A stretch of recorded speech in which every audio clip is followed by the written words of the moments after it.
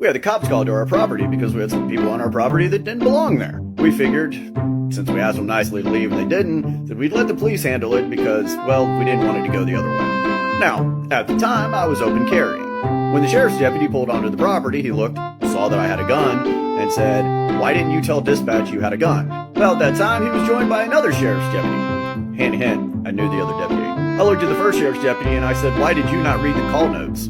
He said, "Excuse me?" I said, "There is a permanent note on our address that for this entire property, every single resident carries a gun. All the time." Deputy number one was like, "I didn't see any note like that." The other deputy that walked up that I knew goes, "Yeah, it's in the system, you should have read it." Then when they caught up with the guy that was on our property that should have been on our property, they asked a pretty relevant question. "Dude, of all the properties in the county, why the fuck would you come here, man?"